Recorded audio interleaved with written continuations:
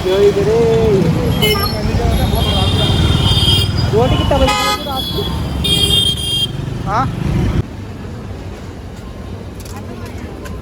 तो ये है मानसरोवर प्लाज़ा। जब भी हमें चाय वगैरह पीना होता है, कुछ खाना पीना होता है, तो हम यहाँ आते हैं।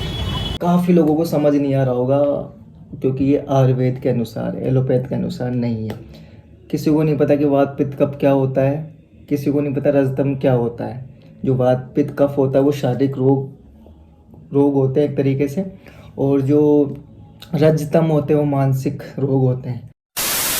तो हेलो गाइस, कैसे आप सभी लोग? आशा करता हूँ सभी अच्छे होंगे, मस्त होंगे, बिंदास होंगे। आज मेरा स्टडी ब्लॉक का चौथा दिन है। ये कहाँ है भाई? सुबह सुबह तुम भी अभी बजो। तो अभी जस्ट थोड़ी देर पहले उठा हूँ। जो भी सुबह सुबह के कार्य हैं, नित्य कार्य हैं, वो कंप्लीट करता हूँ। जैसे ब्रश वगैरह करना, चाय नाश्ता वगैरह करना। बाकी नहाना तो अपने को अभी सुबह सुबह है नहीं, क्योंकि रात को सोते वक्त नहा के सोए थे, तो अब सीधे रात को नहाएंगे क्योंकि कहीं जाना है नहीं। मैं अभी तो पूरा फोकस मेरे कोर्स पे दे रहा हूँ, तो वही कोर्स कंप्लीट करना ज़रूरी है।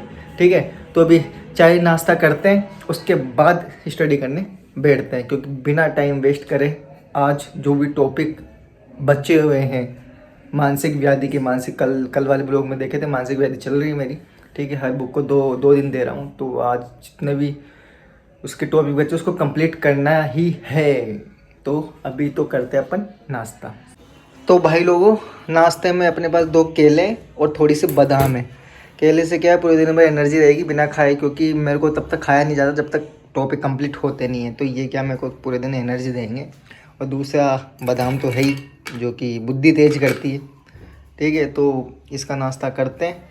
और आपको मौसम का हाल दे दूँ। मौसम का हाल कुछ ऐसा है, धूप है, बारिश का कोई भी सीन नहीं है। कल तो थी, कल भी वैसे भी सुबह सुबह तो धूप थी और दिन में बारिश होने लग गई थी, और आज भी वैसा ही सीन है। अभी तो धूप हो रखी है अच्छे से, देख सकते हो आप। मेरे रूम में धूप आ रही है यार। इसको यार धूप में रख देता हूँ थोड़ी देर, इसको भी थोड़ा सूर्य भगवान की कृपा लेने दो। ठीक है, तो सूर्य क्या, तो कुछ ऐसा हाल है माहौल का, एकदम चिलमिलाती हुई धूप है।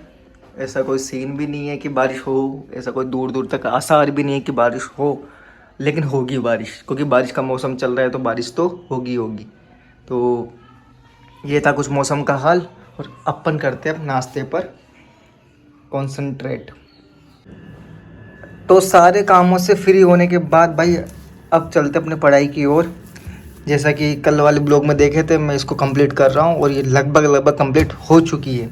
मैं बता दूँ इसमें से क्या क्या कर लिया मैं ना पहला, दूसरा, तीसरा, चौथा, पांचवा, छठा, 6 चैप्टर तक मैंने कल कंप्लीट कर लिया। अब मेरे को करना है 7वां, मानसिक व्याधि और मानसिक रोगों में चिकित्सा। कि भाई कौन, देखो अभी इनकी मानसिक व्याधि इनके बारे में थोड़ा सा बता दूंगा मैं आपको क्या होता है। तो आज तो अपने को ये समझ लो कि दोनों चीज़ें ही कंप्लीट करनी है। इसके अलावा मेरे को आज कुछ नहीं करना भाई। आज मैं रेस्ट करूँगा पूरे दिन भर, मेरे को ज़्यादा कुछ नहीं पढ़ना, यही करूँगा, क्योंकि ये कंप्लीट हो जाएगी। आज 1 अगस्त है, बाकी ये कल से होगी, क्योंकि मैं टाइम टेबल के अनुसार ही चलूँगा भाई साहब। ठीक है, तो मैं इसके बारे में बता दूँगा ये क्या है।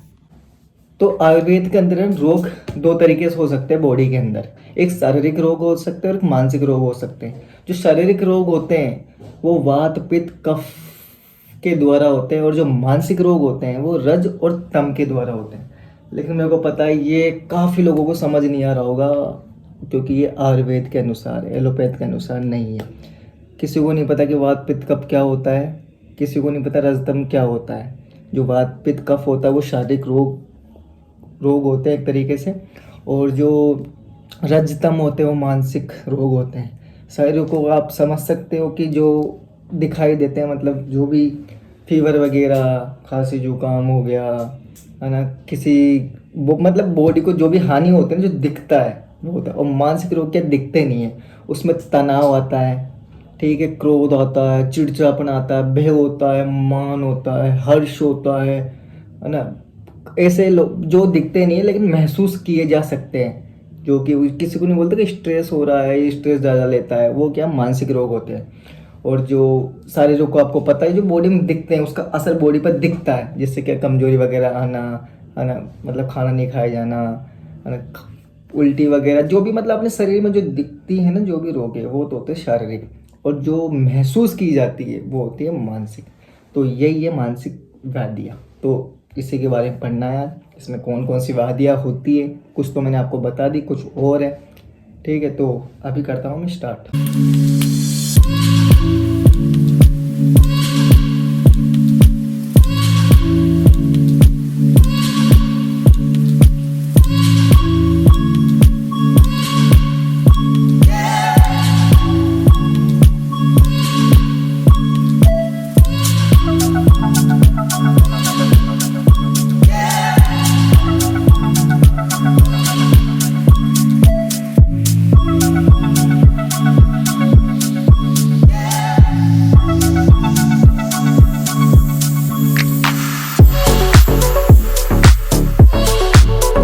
तो फाइनली भाई मेरा कोर्स कंप्लीट हो चुका है, ऐसा आप लोगों को लग रहा होगा, लेकिन ऐसा कुछ भी नहीं है। लास्ट चैप्टर बचा हुआ है, वो लास्ट चैप्टर इतना बड़ा है कि वो 2-3 चैप्टर के बराबर है, और ये जो चैप्टर है वो इस बुक का सबसे इम्पोर्टेंट चैप्टर भी है, तो इसमें ज़रा टाइम लगेगा।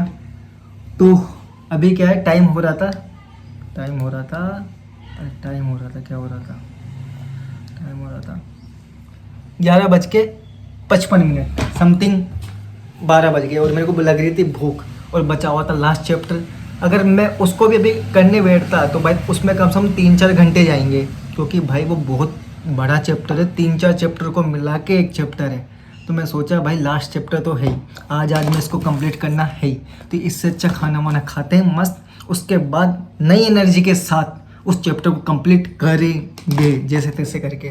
आई होप हो जाए, क्योंकि मेरे को उम्मीद नहीं है कि यार वो आज में हो जाएगा, क्योंकि अभी तो उसकी मतलब वो चैप्टर ख़त्म हुआ ना, उसके बाद वो जो चैप्टर स्टार्ट करता हूँ उसके बारे में देख ही रहा था कि क्या सीन है इसका, क्या नहीं है। तो भाई बहुत ज़्यादा दिमाग ख़राब हो गया उसको देखकर।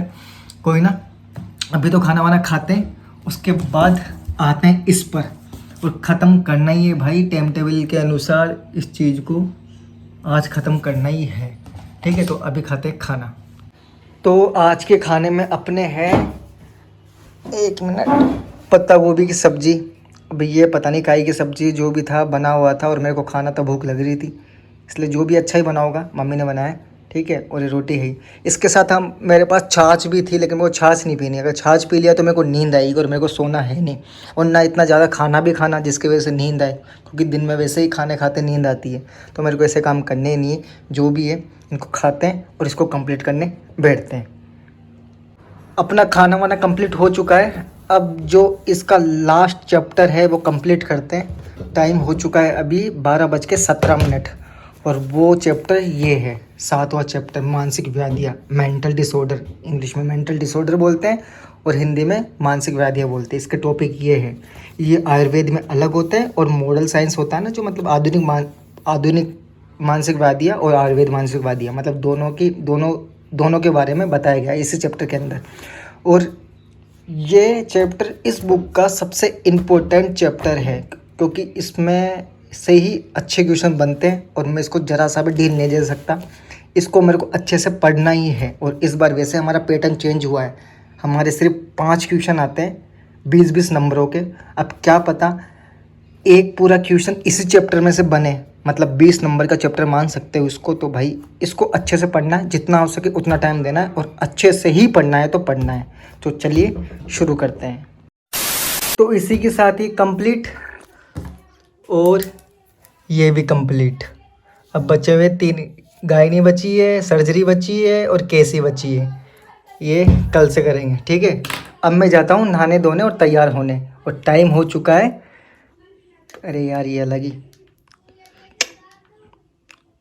5:36, और मस्त नहाता हूँ धोता हूँ और बाहर जाता हूँ घूमने फिरने, क्योंकि इसके बाद बताऊँगा।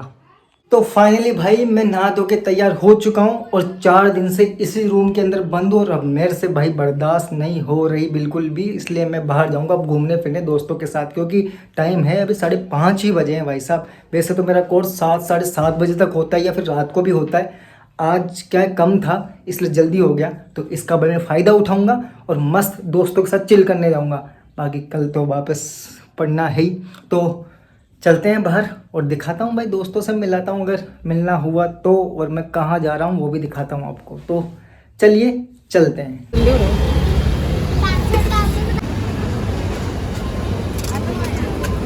तो ये है मानसरोवर प्लाज़ा।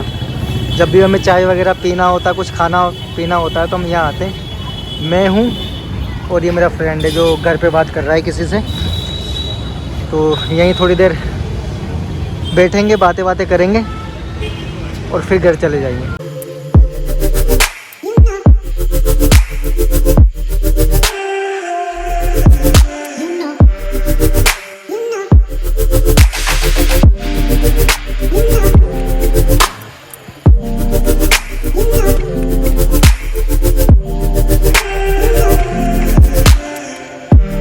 तो इसी के साथ चौथा दिन भी कंप्लीट हो गया अपने स्टडी ब्लॉक का, और काफ़ी अच्छा लग रहा है बाहर जाके घूमकर, थोड़ा माइंड भी फ्रेश हो गया। जो भरा हुआ था एकदम रिलैक्स सा लग रहा है, एकदम खाली हो गया, नई एनर्जी आ गई। और वो बहुत ज़रूरी था क्योंकि 4 दिन से भाई इसी रूम के अंदर बनता तो पागल सा हो गया था, दिमाग ख़राब होने लग गया था। बाहर जाके अच्छा भी लगा, दोस्तों से मिला, बातें करी, अच्छे से इंजॉय किया, कुछ खाया पिया, इससे क्या माइंड भी फ्रेश हो गया और क्या बोलूँ, सब कुछ अच्छा सा हो गया। ठीक है, अब कल नई एनर्जी के साथ उठेंगे और अपना कोर्स जो बचा हुआ है वो कंप्लीट करेंगे। ठीक है, तो आज के ब्लॉग को करते हैं यहाँ पे एंड। जाते जाते लाइक कर देना, कमेंट कर देना, और नए हो तो चैनल को सब्सक्राइब कर देना। मैं मिलता हूँ आपसे ऐसे अगले ब्लॉग के अंदर।